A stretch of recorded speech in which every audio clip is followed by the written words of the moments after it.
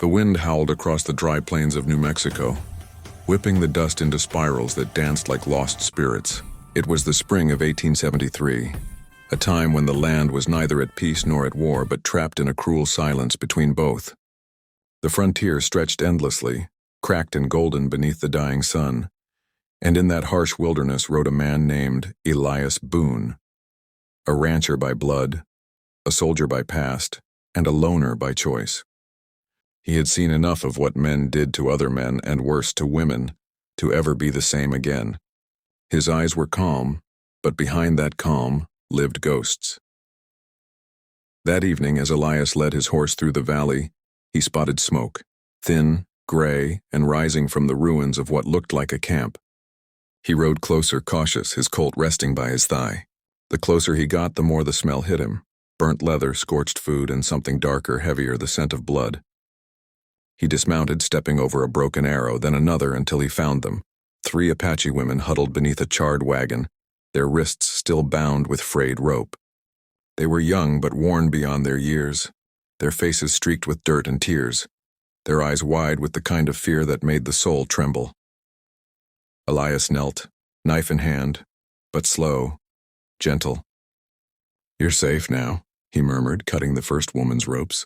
She flinched away at his touch, trembling, whispering something in Apache. Her voice cracked. She thought he was another white man coming to claim his turn. Elias froze. Understanding dawned like thunder. These weren't prisoners of war. They were captives of men worse than soldiers, outlaws, traitors, those who treated pain as currency.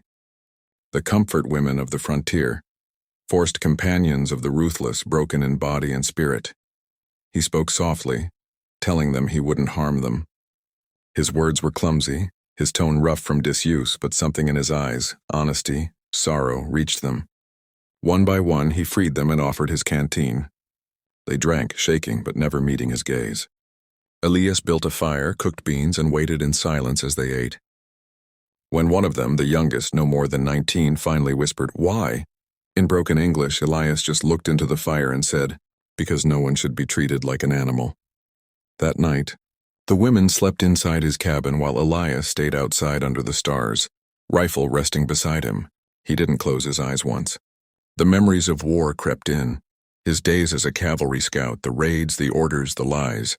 He'd seen soldiers burn villages, take women, call it victory. He'd seen officers laugh as they tore humanity apart and called it justice. And he had turned his back on it all, swearing he'd never again take what wasn't his. By dawn, one of the women, Loma, stepped outside. She watched him silently, wrapped in his old blanket. "You no want us?" she asked softly, almost confused. Elias looked up from the fire, his expression unreadable. "You're not something to be wanted," he said quietly. "You're people. You deserve to heal, not be used again." Tears welled in her eyes. She'd heard men promise things before, but never like that. Never with such stillness, such conviction. She broke down, sobbing in the dirt, her voice cracking like dry branches.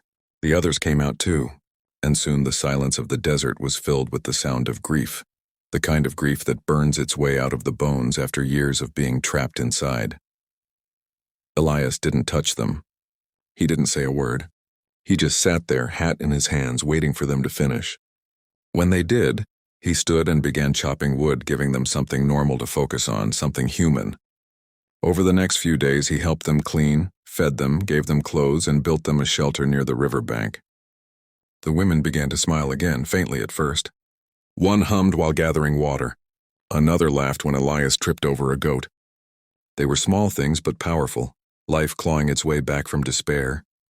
But the world wasn't ready to forgive.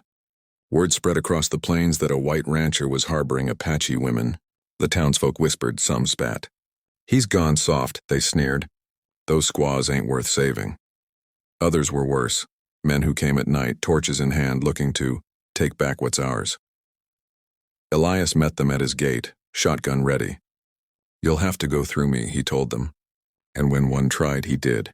The man's blood stained the dirt and the mob left in silence. After that night, no one came again. The women saw it all. The way Elias stood for them, risked his name, his land, his life. To them, he wasn't just a man anymore. He was proof that not all men were monsters. That kindness could exist even in a world that had forgotten the meaning of the word. Loma, the youngest, often sat with him at sunset. She'd tell him stories in half English, half Apache about her tribe, her dreams, the songs her mother used to sing. And Elias listened. Every word, every pause. He didn't need to understand the language to feel the meaning. One evening, as the sky turned crimson, Loma said quietly, "You save us, but you hurt inside." Elias smiled faintly. "Maybe saving you saves me too." She placed her hand over his heart, not in desire but gratitude. "We never forget," she whispered, and he knew she meant it.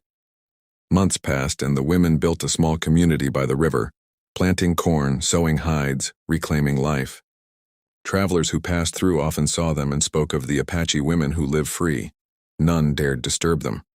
Sometimes they'd spot Elias watching from the ridge, tipping his hat before riding off. He never took credit, never sought thanks. Years later, when word reached that Elias Boone had died peacefully in his sleep, the women came to his ranch one last time.